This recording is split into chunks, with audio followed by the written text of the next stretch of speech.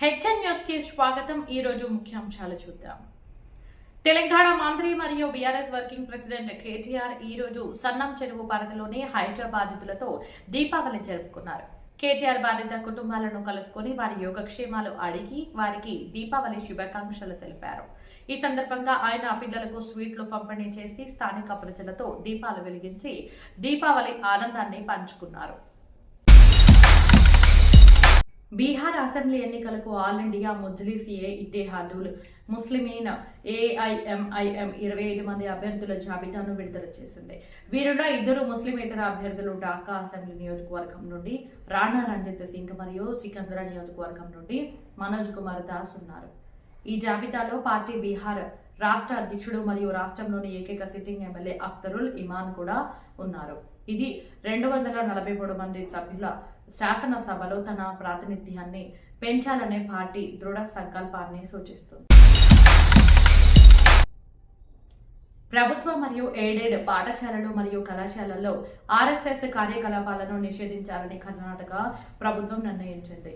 ప్రభుత్వ స్థలాలు మరియు ప్రభుత్వ సంస్థలకు కూడా వర్తించే ఈ కొత్త నియమం 2-3 రోజుల్లో అమల్లోకి వస్తుందని మంత్రి ప్రియాంక ఖర్గే అన్నారు.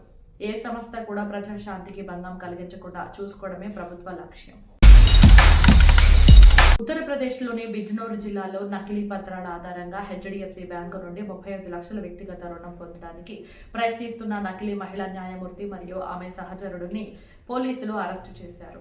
పోలీసులు తెలిపిన వివరాల ప్రకారం అరెస్టు చేయబడిన మహిళను ముజఫర్ నగర్లోని దద్దోకాలా గ్రామ నివాసి అయిన అయేషా పర్వీన్ గా గుర్తించారు. ఆమెతో ఉన్న వ్యక్తి అనాస్ ను ఆమె వ్యక్తిగత సహాయకుడిగా అభివర్ణిస్తున్నారు. అయేషా తనను రాంపూర్లో న్యాయమూర్తిగా నియమించారని చెప్పి బ్యాంకు అధికారులను తప్పుదారి పట్టించింది. ఆమె అనుమానాస్పదంగా సమర్పించిన సర్వీస్ కార్డు మరియు జీతం స్లిప్ ను బ్యాంకు మేనేజర్ కనుగొన్నప్పుడు వివరణాత్మక తనిఖీ నిర్వహించగా అందులో అన్ని పత్రాలు నకిలీవని తేలింది. ఇంతలో ఆయేషా నయా ఏ దీష్ జడ్జి అని వ్రాసిన బ్లూ లైట్ కారులో బ్యాంకుకు చేరుకున్నప్పుడు పోలీసులు ఆమెను అక్కడికక్కడికే అరెస్ట్ చేశారు. అయేషా 2 ఏళ్ల ఉత్తీర్ణురాలయ్యానని ఇప్పుడు న్యాయమూర్తి అయ్యానని గ్రామస్తులకు చెప్పిందని దర్యాప్తులో తేలింది.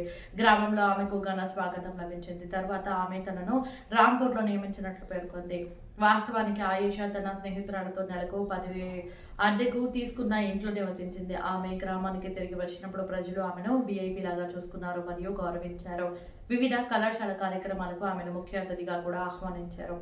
పోలీసులు నిందితులిద్దరిని అరెస్టు చేసి జైలుకు పంపారు మరియు ఈ విషయంపై తదుపరి దర్యాప్తు జరుగుతోంది. మతపరమైన లేదా లింగ కారణాల వల్ల బహిరంగ ప్రదేశాల్లో ముఖాలను కప్పి ఉంచే దుస్తులు ధరించడాన్ని నిషేధించే బిల్లును పోర్చుగీస్ పార్లమెంట్ ఆమోదించింది. ఒక విదేశీ వార్తా సంస్థ నివేదిక ప్రకారం ఈ చర్య ముస్లిం మహిళల ముఖాలను కప్పి ఉంచే ముసుగులను లక్ష్యంగా చేసుకుంది.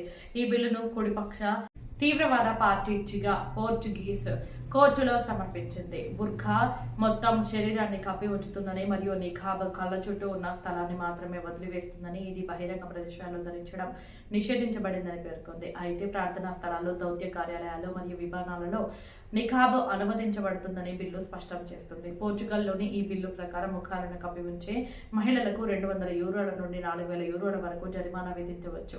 అధ్యక్షుడు మార్సెలో రెబేలో డి సౌసా ఆమోదం పొందిన తర్వాత బిల్లు చట్టంగా మారుతుంది. అయితే బిల్లును వీటో చేసే లేదా రాజ్యాంగ న్యాయస్థానానికి పంపే అధికారం ఆయనకు ఉంది. ఈ బిల్లు చట్టంగా మారితే ఆస్ట్రియా, బెల్జియం మరియు నెదర్లాండ్తో సహా ముఖం లేదా తలలను కప్పి ఉంచే దుస్తులపై పూర్తి లేదా పాక్షిక పరిమితులు ఉన్న యూరోపియన్ దేశాల జాబితాలో పోర్చుగల్ చేరుతుంది.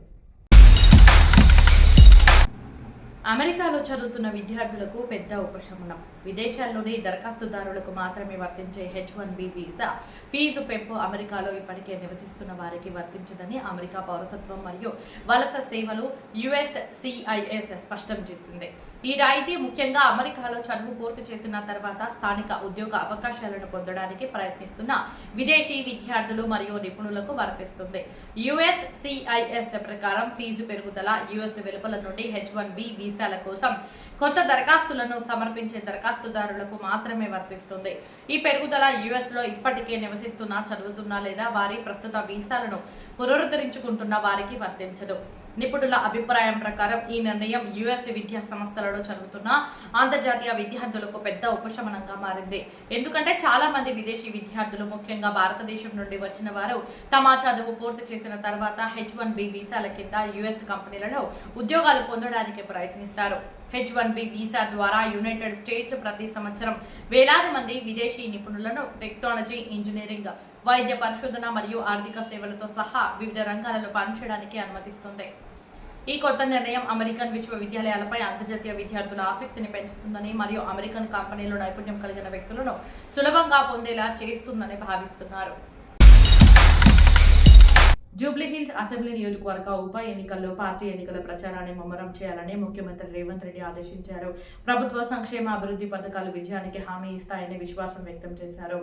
ఎన్నికల ప్రచారానికి ఇన్ఛార్జీలుగా నియమితులైన మంత్రుల నాయకులతో ముఖ్యమంత్రి సమీక్షిస్తూ జూబ్లీహిల్స్ లో కాంగ్రెస్ స్థానాన్ని సమీక్షించారు. విశ్వసనీయ వర్గాల సమాచారం ప్రకారం జూబ్లీహిల్స్ లో కాంగ్రెస్ కు అనుకూలంగా పెరుగుతున్న తరంగం ఆధారంగా సర్వే నివేదికలను ముఖ్యమంత్రి ప్రస్తావించారు.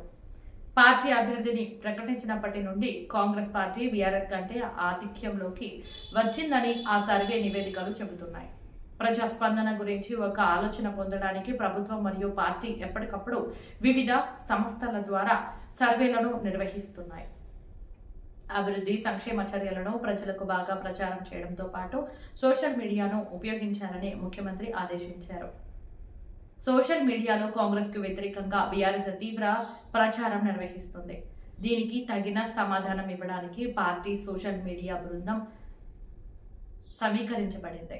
ప్రతిపక్షాలు ప్రచారం ఉన్నప్పటికీ ప్రభుత్వ పనితీరు పట్ల ప్రజలు సంతృప్తి చెందారని, ప్రజల్లో ఎలాంటి గందరగోళం తలెత్తకుండా సమర్థవంతంగా స్పందించాలని ముఖ్యమంత్రి అన్నారు.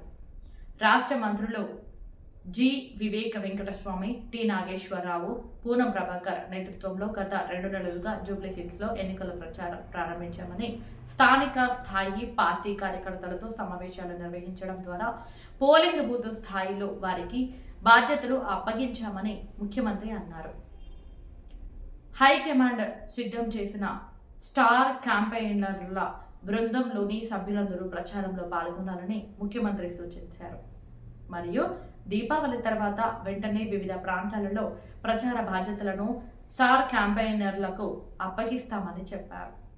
పార్టీ కార్యకర్తలలో ముఖ్యంగా యువతలో ఉత్సాహాన్ని నింపేందుకు చివరి దశలో జూబ్లీహిల్స్ లో ఎన్నికల ప్రచారంలో కూడా పాల్గొనాలని రాష్ట్ర మంత్రులు ముఖ్యమంత్రి రేవంత్ రెడ్డిని కోరినట్లు వర్గాలు తెలిపాయి. నామినేషన్ పత్రాలు దాఖలు చేయడానికి చివరి తేదీ అక్టోబర్ 21 మరియు నామినేషన్ పత్రాలను అక్టోబర్ 22న పరిశీలిస్తారు. అక్టోబర్ 24 వరకు పేర్లను ఉపసంహరించుకోవచ్చు. హెచ్ఎన్ న్యూస్ సబ్స్క్రైబ్ చేయండి, లైక్ చేయండి, షేర్ చేయండి. ప్రచారం ముమ్మరం అవుతుంది. నవంబర్ 11న పోలింగ్ జరగనుంది మరియు నవంబర్ మొదటి వారంలో ముఖ్యమంత్రి రోడ్డు షోలు నిర్వహించబడతాయని భావిస్తున్నారు. ముఖ్యమంత్రి కనీసం 2 సార్లు ఎన్నికల ప్రచారంలో పాల్గొంటారు. ప్రదేశ్ కాంగ్రెస్ అధ్యక్షుడు మహేష్ కుమార్ గౌడ్ మరియు ఏఐసిసి ఇన్ఛార్జ్ మీనాక్షి నటరాజన్ కూడా జూబ్లీహిల్స్ ఎన్నికల ప్రచారాన్ని పర్యవేక్షిస్తున్నారు మరియు ఎప్పటికప్పుడు నాయకులతో జూమ్ సమావేశాలు నిర్వహిస్తున్నారు మరియు వివరాలను సేకరిస్తున్నారు. ఎన్నికల ప్రచారానికి బాధ్యత వహించే మంత్రులు మరియు ప్రజాప్రతినిధులు ఇంటింటికి వెళ్లి ఓటర్లను కలవాలని మీనాక్షి నటరాజన్ ఆదేశించారు. నగరంలో ట్రాఫిక్ నియమాలను అమలు చేయమని పౌరులపై ఒత్తిడి తెస్తున్నారని, వేధిస్తున్నారని ఆరోపణలు ఎదుర్కొంటున్న ట్రాఫిక్ పోలీసులు తమ 3 గంటల ప్రత్యేక ఆపరేషన్ గురించి ప్రస్తావించారు. ట్రాఫిక్ జామ్లపై దృష్టి సారించి పౌరులకు ఉపశమనం కలిగించే బదులు చలాన్లపై దృష్టి సారించారనే ఆరోపణలు మరియు ఆగ్రహాన్ని ఎదుర్కొంటున్న ట్రాఫిక్ పోలీసులు పౌరులు నియమాలను పాటిస్తూ సామాజిక బాధ్యతగా వ్యవహరిస్తే ట్రాఫిక్ పోలీసులు జరిమానాలు విధించాల్సిన అవసరం ఉండదని చెబుతున్నారు. నిన్న నగరంలోని అత్యంత రద్దీగా ఉండే కూడలి అయిన మోజం జూహీ మార్కెట్లో 3 గంటల పాటు నిర్వహించిన ట్రాఫిక్ పోలీసుల ప్రత్యేక ప్రచారంలో 6,000 కంటే ఎక్కువ కేసులు నమోదయ్యాయి. ఫోన్లో మాట్లాడటం, ప్రాణంలో వీడియోలు మరియు మొబైల్లో చూడటం, ఫోన్ కాల్ నెంబర్లలో పాల్గొనడం మరియు ప్రమాదకరమైన ప్రవర్తన మరియు హానికరమైన ప్రయాణం అనేవి తమకు తాము హాని కలిగించడమే కాకుండా ఇతర పౌరులకు కూడా ప్రమాదకరమని నిరూపించే కార్యకలాపాలు, హెల్మెట్ లేకుండా ప్రయాణించడం, అదనంగా పౌరుల ఈ ప్రవర్తన వారు నిబంధనలకు పట్టించుకునే ప్రమాదకరమైన ధోరణికి దారితీస్తుంది. వివిధ ప్రదేశాలలో నిర్వహించిన ఈ ఒకరోజు ఆపరేషన్లో 15,000 మంది పౌరులు దోషులుగా తేలింది. 24 గంటలు నిఘా ఉంచి చర్యలు కఠినంగా పాటిస్తే ప్రతి వాహనానికి 10 నుండి 20 జరిమానాలు విధించవచ్చని ట్రాఫిక్ పోలీసులు చెబుతున్నారు. విశ్వసనీయ వర్గాల సమాచారం ప్రకారం నగరంలో ప్రతిరోజు 20,000 కంటే ఎక్కువ జరిమానాలు విధిస్తున్నారు. వాటిలో ఎక్కువ భాగం మోటార్ సైకిళ్లపైనే కనిపిస్తారు. రాంగ్ వే డ్రైవింగ్ మరియు హెల్మెట్ లేకపోవడం ప్రమాదకరమైన ఉల్లంఘనలలో ఉన్నాయి. ట్రాఫిక్ పోలీసు వర్గాల ప్రకారం నగరంలో 9 మిలియన్ల వాహనాలు ఉన్నాయి మరియు 4 మిలియన్ల వాహనాలు లోపలికి మరియు బయటికి వెళ్తూ ఉన్నాయి. ట్రాఫిక్ పోలీసు వర్గాల సమాచారం ప్రకారం గత 9 నెలల్లో 10 ప్రధాన ఉల్లంఘనలు నమోదయ్యాయి.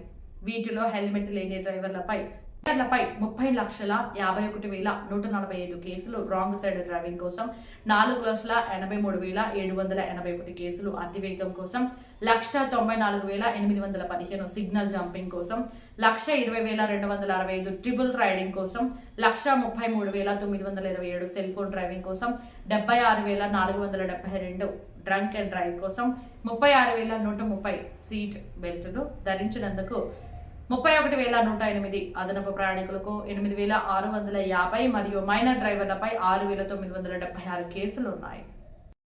హెచ్ఎన్ న్యూస్ సబ్స్క్రైబ్ చేయండి, లైక్ చేయండి, షేర్ చేయండి.